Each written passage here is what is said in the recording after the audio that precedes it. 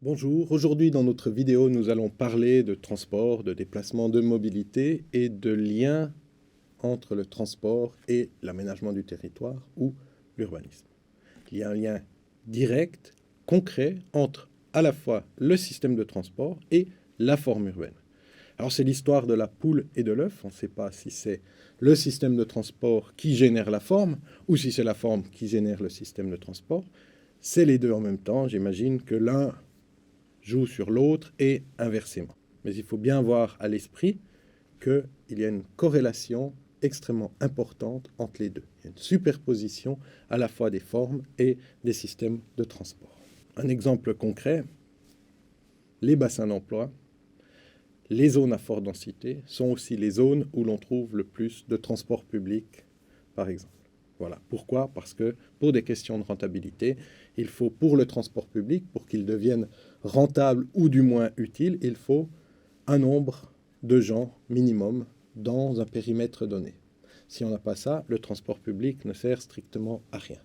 Et donc, il y a cette superposition à la fois entre une densité de population et l'opportunité d'avoir des transports publics. Ce qui veut dire aussi que ceci a une influence sur les coûts du foncier.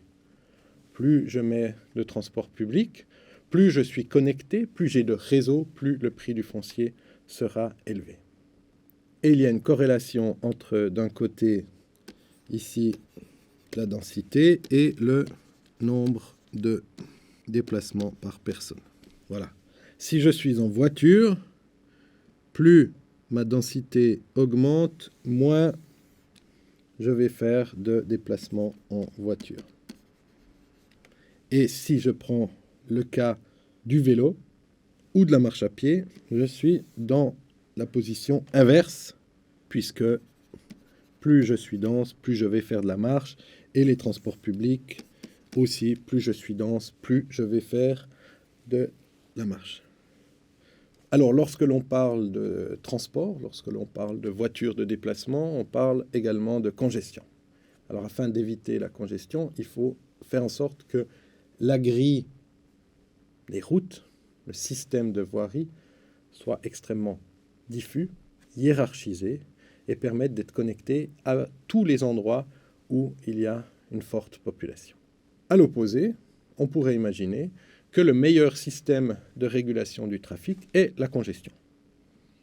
Alors en principe, les ingénieurs routiers, les ingénieurs en transport font des hauts sauts lorsqu'on leur dit ça, mais c'est une manière de réguler. Plutôt que d'agrandir à chaque fois les routes pour faire passer plus de monde, on peut dire, voilà, la limite est là, on laisse la congestion, et on est sûr que de nouveaux arrivants ne viendront pas sur ces routes qui sont déjà congestionnées. Voilà. Un urbaniste américain, dont le nom m'échappe, a dit un jour quelque chose de très vrai, c'est qu'on ne guérit pas de l'obésité en desserrant sa ceinture. Dans le système routier, plus je mets de routes, plus je mets d'autoroutes, plus j'aurai de déplacements, plus j'aurai de voitures, plus il me faudra de routes et d'autoroutes. Ça va plus ou moins rapidement, mais on arrive très rapidement à saturation sur l'ensemble des infrastructures qu'on met en place. On est à saturation, on crée de nouvelles autoroutes qui seront, quelques années plus tard, également à saturation. Donc il faut bien avoir ça à l'esprit lorsque l'on planifie. Il faut savoir ce que l'on fait. Le plus est souvent l'ennemi du bien, puisque ce n'est pas parce que je mets plus de routes que la situation sera meilleure. Et à l'opposé, à nouveau, la congestion permet, comme ça, de réguler le trafic. Deuxième élément, après la congestion, les zones sans voiture. C'est la grande mode dans les pays européens, de plus en plus aux États-Unis. Prenez le cas de New York, où des zones entières ont été rendues aux piétons. Elles l'étaient au début, puisque de fait, il n'y avait pas beaucoup de véhicules. Et puis, on a laissé toute la voirie, toute l'emprise de voirie aux véhicules. Et aujourd'hui, on est en train de réduire les emprises dédiées aux véhicules pour les laisser aux piétons. Voilà. Ça, c'est une manière, je dirais, actuelle de faire. C'est une manière que l'on doit promouvoir absolument. C'est un de nos principes. On l'a vu dans une vidéo précédemment sur les principes de base lorsque l'on planifie. C'est quelque chose d'extrêmement important, surtout pour nos villes africaines où l'énorme majorité des gens sont des piétons. Une phrase que j'aime beaucoup, qui est une phrase d'un ancien maire de Bogota entre 2011 et 2012, qui dit qu'un pays développé n'est pas la place où les pauvres ont des voitures, mais c'est où les riches prennent les transports en commun. Et c'est vraiment là-dessus qu'il faut travailler, c'est sur le modèle que l'on a, le modèle social qu'il y a là derrière. Et l'idée n'est pas que tout le monde arrive à obtenir une voiture, puisque les taux de motorisation en Afrique sont à moins de 100 véhicules pour 1000 habitants. Donc on a une marge par rapport à l'Europe où nous sommes aux alentours de 500 véhicules pour 1000 habitants, ou aux États-Unis où nous sommes à plus de 600 véhicules pour 1000 habitants. On voit que par rapport au modèle européen et américain, il y a une grande marge de manœuvre. Et l'idée n'est pas justement d'utiliser cette marge de manœuvre, mais bien de réfléchir à quel système on veut mettre en place. On a les options de transport lorsque l'on planifie, il faut faire un certain nombre de choix. Et les choix sont dépendants d'un certain nombre de critères.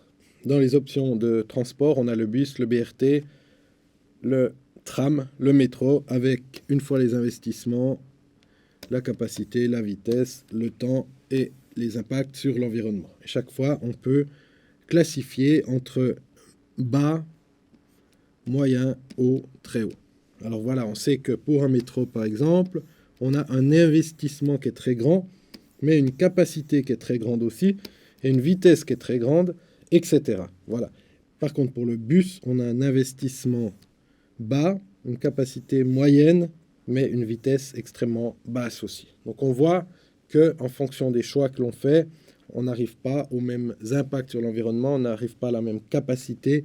Et le rapport intéressant, c'est finalement le rapport entre, d'une part, la capacité et l'investissement, et ça donne un coût par personne ou un coût par kilomètre. Le choix modal, choix du mode de transport, ça c'est individuel. Les gens vont décider comment, quel mode de transport ils vont choisir en fonction d'un certain nombre de critères qui sont la distance à parcourir, la forme physique dans laquelle on est, est-ce que je peux moi me déplacer ou non, le temps de parcours, voilà, si j'ai 5 minutes de temps de parcours, c'est pas la même chose que si j'ai 1 heure, donc je vais choisir un mode de transport peut-être différent, la charge, qu'est-ce que j'ai à porter, est-ce que j'ai juste un sac ou est-ce que j'ai une cargaison entière, le niveau de confort, la sécurité, pour moi, personnellement, parce que je suis plus en sécurité dans tel mode ou tel autre.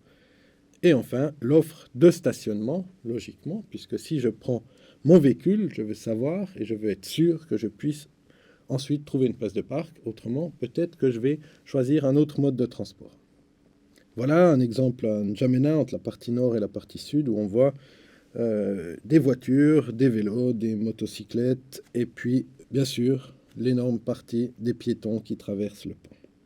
Lorsque l'on parle de choix modal, il y a la question de l'individu qui a fait ses choix, mais il y a aussi la question du collectif. Quels sont les choix qui s'opèrent et quels sont les critères que l'on utilise pour faire les choix pour la collectivité publique. En guise de rappel, on a la marche à pied, le vélo, le motocycle, la voiture privée, le taxi, le transport public. Et tous ces modes peuvent être soit privés, soit publics la plupart du temps. Et tous ces modes ont leur propre spécificité, c'est ce que nous allons voir. Et il faut réfléchir aujourd'hui en termes d'espace. Tous les modes de transport n'utilisent pas le même espace. Si je prends ici un couloir de 3,5 mètres, on sait que les piétons, on en aura 19 000 qui pourront passer par heure, alors que les vélos, on en aura 14 000. Donc, je fais passer plus de piétons par heure que de vélos. Et on sait qu'un trafic mixte, c'est seulement 2000 personnes qui passeront. Donc, l'espace joue un grand rôle. Quand je planifie, quel est l'espace que j'ai à disposition? Quel est l'espace que je veux mettre à disposition pour faire passer les gens? L'équité, ça, c'est quelque chose d'extrêmement important, surtout dans nos villes du Sud. L'équité sociale, pour l'instant, on donne l'accès au plus rapide, au plus lourd, au plus riche. Et on pourrait imaginer un système où on donnerait l'accès au moins coûteux, au moins polluant, au plus fragile. Pourquoi pas? C'est la question vraiment de l'équité. Qu'est-ce que je favorise et qui je vais favoriser? La question de la sécurité demeure aussi très importante. Limiter le nombre d'accidents, c'est un phénomène extrêmement important aujourd'hui, puisque le nombre d'accidents de la route dans les villes est considérable. La question ici de l'énergie, on sait qu'il y a une dépense énergétique qui diffère en fonction des modes de transport. Donc on doit faire des choix à chaque fois. Qu'est-ce qu'on va utiliser ou qu'est-ce qu'on va justement ne pas utiliser. L'environnement, c'est lié à l'énergie forcément, mais l'impact sur l'environnement de certains modes de transport est beaucoup plus grand que d'autres. La voiture a un impact beaucoup plus grand sur l'environnement, ça paraît logique, que le vélo. Donc ça, c'est des choix que l'on doit faire. Et enfin, souvent un très grand critère, c'est le critère du coût. Alors, ce n'est pas les mêmes si on est sur la marche, le vélo ou les transports publics. Et ce n'est pas la même chose si le coût est payé, du transport est payé en voiture privée ou en taxi. Qui supporte les coûts et combien ça coûte de transporter? Alors, il y a le coût au kilomètre, coût théorique, et puis il y a enfin, est-ce que c'est la collectivité qui donne une partie de ce coût ou est-ce que c'est le propriétaire qui donne la totalité du coût? Voilà, très rapidement brossé, comment est-ce que je planifie, comment je fais des choix, les choix modaux, il y a les choix individuels, il y a les choix collectifs, et il faut bien avoir à l'esprit que les choix que je vais faire sont des choix de société, des choix d'équité ou non, et surtout ont un impact énorme sur l'environnement. Alors on pourrait utiliser l'environnement ou l'énergie comme critère principal, mais on peut aussi faire de multiples entrées et utiliser de manière, je dirais, articuler l'ensemble des critères pour faire les meilleurs choix. Mais gardez à l'esprit que la forme urbaine et le système de transport sont directement liés.